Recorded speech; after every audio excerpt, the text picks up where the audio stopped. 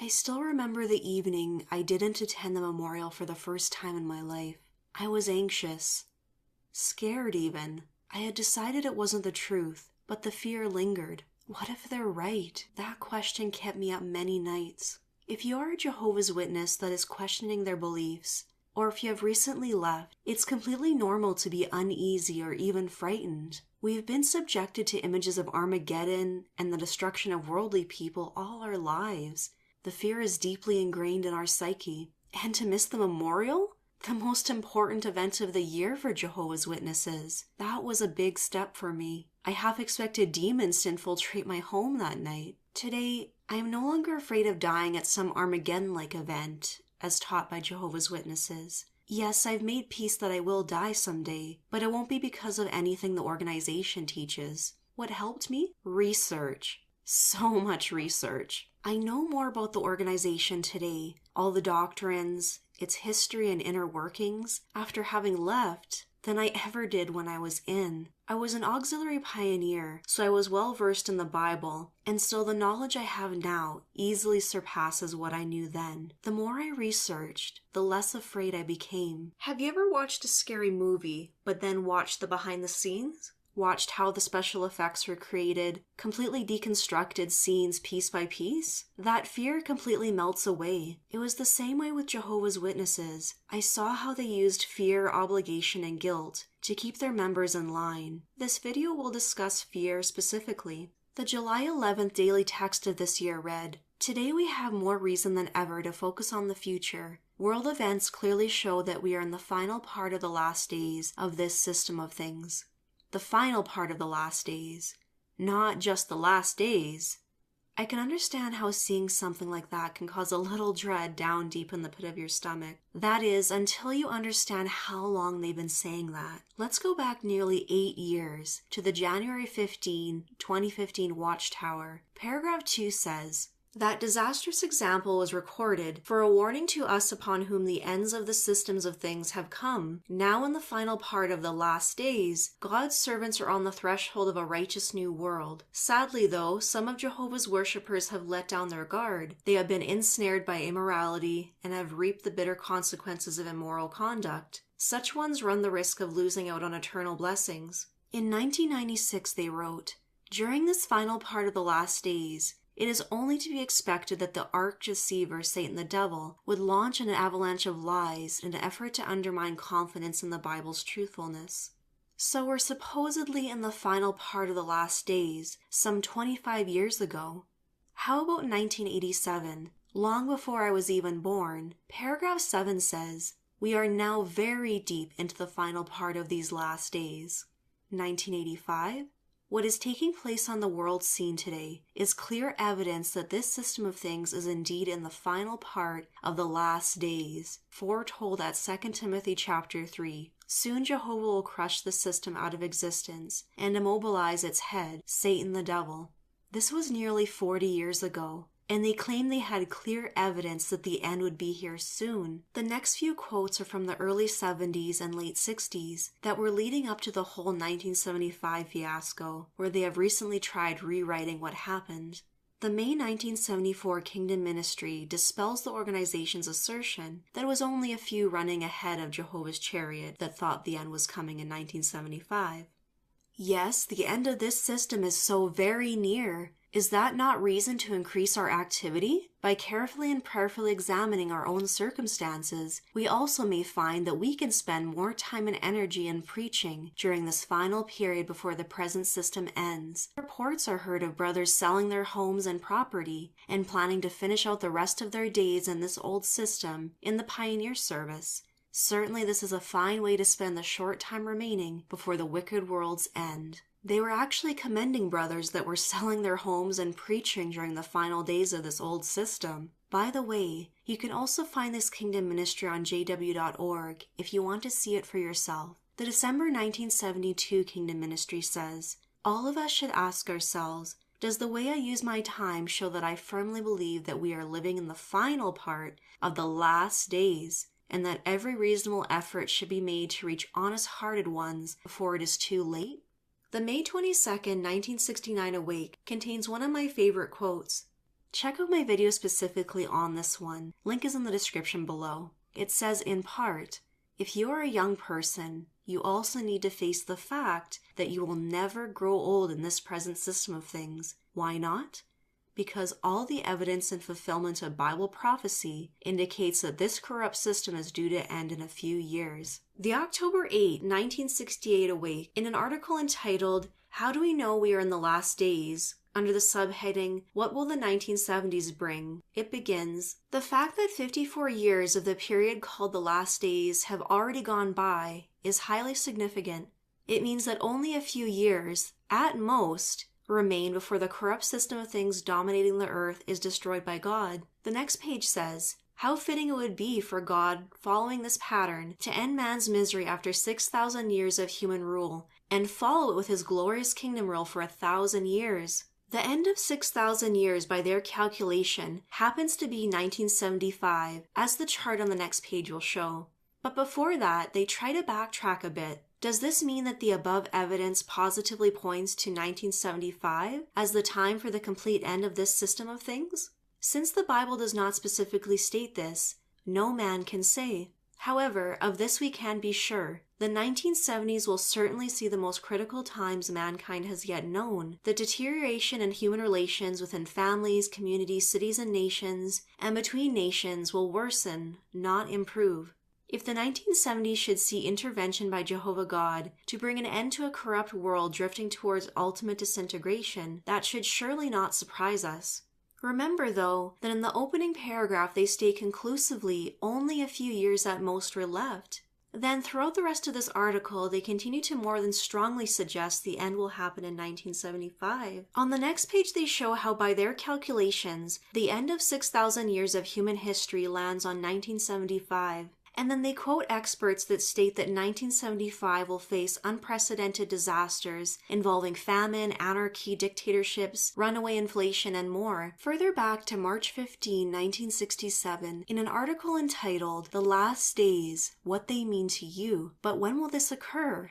Are we now living in the last days of this worldly system of things? Yes, we are. All the physical evidence and fulfillment of Bible prophecies points to that conclusion. Just as cities, nations, and even empires have in the past experienced their last days, so we have now reached the time when all nations and kingdoms are, at the same time, in their last days. True, it may seem unbelievable, but it is a fact. The evidence is conclusive. Another article from the same year entitled, How We Know We Live in the Last Days. When the many factors are put together, we find that our generation, our day, is the one that is identified in the Bible as the last days. In fact, in this year 1967, we are actually living in the final part of that time. This can be compared to not just the last day of a week, but rather the last part of that last day. Even back in 1967, they claimed it was the final part of the last days. The next page of the same article contains this tidbit. There is no escaping it. All the lines of the fingerprint are there to show conclusively that we have been in the last days since 1914. Over 52 years now. If only they knew 52 years was just the start. 1962 Watchtower. We are living in the final part of the days, believe it or not. We see undergoing fulfillment, an ancient prediction that has not escaped the notice of even the World Organization, the United Nations. Tourists visiting the United Nations headquarters on the west bank of the East River in New York State read the said prediction engraved on one of the marble walls. They shall beat their swords into plowshares, and their spears into pruning hooks. Nation shall not lift up sword against nation, neither shall they learn war any more. As this quotation is left without a reference to its source, few tourists realize that it is quoted from the prophecy of Isaiah in the Holy Bible. In actuality, the statue was gifted by the USSR, and there is no secret that it was a passage from Isaiah. There are many more articles that stated we're in the last days, but let's jump further back to the 1800s. This one from August 1883. That's right, 1883. These terms are all of similar import and were true then. Indeed, that work of Jesus and his disciples was the beginning of the end. It was the first part of the period embraced in the word now, and we are in the last part of the same period. We understand that we are in the last part of the period embraced in the word now, in the text. And finally, this is from the very first ever Zion's Watchtower, July 1879, where it says, "This is the first number of the first volume of Zion's Watchtower, and it may not be amiss to state the object of its publication, that we are living in the last days, the day of the Lord, the end of the gospel age, and consequently in the dawn of the new age, are facts not only discernible by the close student of the word, led by the Spirit, but the outward signs, recognizable by the world, bear the same testimony. They have been saying we're in the last days for over 140 years. That was before my parents were born, before my grandparents were born, before my great-grandparents were born, and even before my great-great-grandparents were born." Here's another tactic they're using. You've probably heard of the huge project in Ramapo that will take years to build out. Well, the organization realized that some members started cluing in, why build something that will take years if the end is so close? This is what they came up with at the October 2021 annual meeting, which was featured in the February 2022 broadcasting. Governing body member Anthony Morris. During the annual meeting of 2019, the Ramapo project was announced. And if I remember right, it was stated that the project would be complete in a few years. With recent Watchtower articles telling us that we are in the last of the last days, beautiful expression, but words are powerful. It seemed a little disappointing that this may push Armageddon off a few years. We are also looking beyond the last days. You're getting that message. Let me expound on that thought. Looking beyond the last days. And this is a quote from the Proclaimer's book, and I treasured it when the book came out, and a lot of work went into that publication. But there, referring to God's people, it stated, there's a lot of international construction going on at the time, too, if you were in the truth then. Quoting it now, "With the help of Jehovah's Spirit, they, God's people, want to give the greatest witness possible during the time that remains before Armageddon. They are convinced that God's new world is very close at hand, and they have faith that they will survive as an organized people into the new world under the rule of God's messianic kingdom." Now, please note the rest of this quote. "It is also their hope that perhaps, keyword, many of the fine facilities that they have built and dedicated to Jehovah will continue to be used after Armageddon as centers from which knowledge of the only true God can be diffused until it truly fills the earth," end quote. Beautiful thought. Right there. Still valid. So, in harmony with what the faithful slave said then, the faithful slave now says many of the projects that are being worked on now, like Ramapo and the Good News According to Jesus video series, may, or perhaps, will carry over into the new world to assist the great crowd with the work ahead, and perhaps including resurrected ones. That's comforting. That's just, you have to let that sink in. First, did you notice those weasel words he used? Check out my video on them. Link is in the description below. But let's focus on what he quoted from the Proclaimer's book in the clip. It's from the end of chapter 20. On the surface, it almost sounds plausible in JW terms, right? Perhaps they'll use it in the new system. Well, that's what they said to the volunteers in the 70s, 80s, and 90s, as stated in this same book. And the sad part? Some of those projects have already been flipped and sold off. Here's an example, besides the obvious of their headquarters in Brooklyn being sold. Page 336 says, To house personnel, it has been necessary to build or purchase and renovate numerous buildings, both large and small. Further major expansion in Brooklyn was announced in August 1990 and in January 1991. Even while north of New York City, construction begun in 1989 was continuing on the extensive Watchtower Educational Center, designed to accommodate 1,200 persons, including residents, staff, and students. One of these projects was 90 Sands that the Jehovah's Witnesses built in 1993. It was later sold in 2017 and was recently converted into affordable housing. According to news articles, the Witnesses sold for $135 million in 2017, and then in 2018 the same developer sold it for $170 million, $35 million more in just 1 year. Where was Jehovah's Spirit in this real estate transaction? So Morris's words ring hollow and empty. It isn't comforting to know that projects that witnesses have worked on over the decades are simply being flipped and sold. It certainly doesn't prove that the end is close at all. And sadly, they'll continue to do it for years into the future too. They'll be flipping properties they built today while claiming the end is near, just like they did then. The Proclaimer's book came out in 1993, by the way, so it's embarrassing that he's quoting from a book that's almost 30 years old as proof that the end is close. Let's watch some more clips about how we're in the last days. Millions have been made disciples during these last years of the last days. As we descend deeper into the last days, people will become more desperate and violence will only escalate.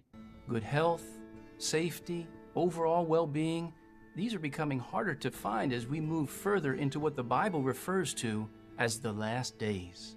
The destruction of this current system of things is very close. Prophecies in the Bible give us no doubt we are living in the last days. In fact, we handled twice as many disasters in the 2020 service year, in the middle of the pandemic, than we did in 2018. On a daily basis, we saw clear evidence that we are living in the last days. The pandemic has been just one of many tests we'll face in the last days. Well, it's evident your donations to the worldwide work, by whatever means, help provide this needed support.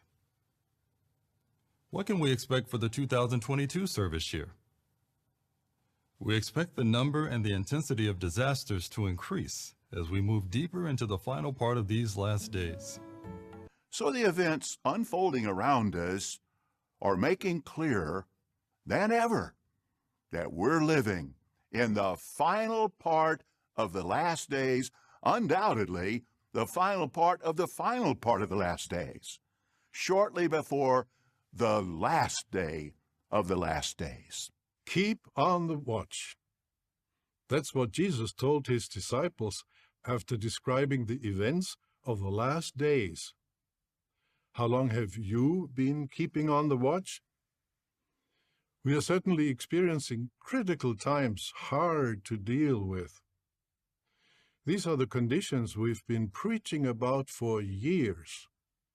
The Watchtower of June 15, 2012, pointed out clear evidence of the iron and clay when it said, opposing ideologies and close election results that do not end up in a clear majority have weakened the power base of even popular leaders so that they have no clear mandate to implement their policies. Would you agree that this is more evident now than 8 years ago when this was published? Some who were once associated with Jehovah's organization are also recognizing the fulfillment of Bible prophecy and have been motivated to come back. If you are inactive or disfellowshipped, we encourage you to speak to the elders in your local congregation. And this is especially true when thinking about where we are in the stream of time, in the final part of the final part of the last days. Well, of course, we know that Satan rules this world. And living in this last days that we live in bring us anxiety, sometimes even fear. They also prey on people's fears using current events. For example, this past summer, this article on inflation was on their homepage. Well, guess what?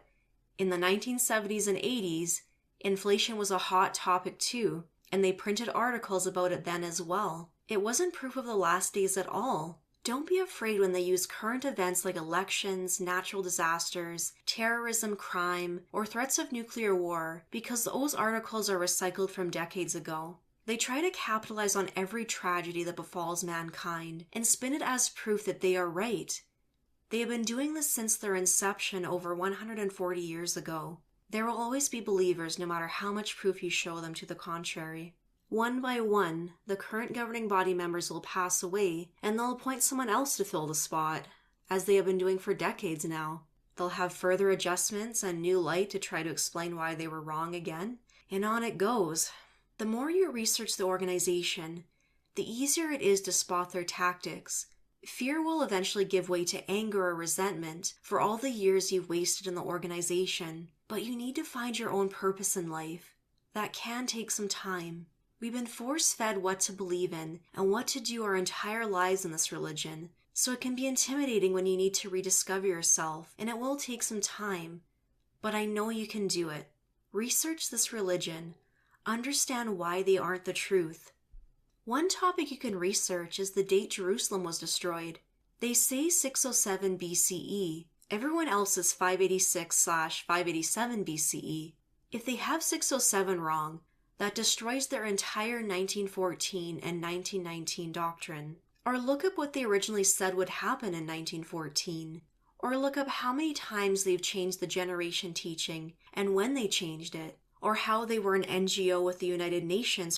Or watch the Australian Royal Commission on Child Sex Abuse and the testimony of governing body member Jeffrey Jackson. Those are just a few examples.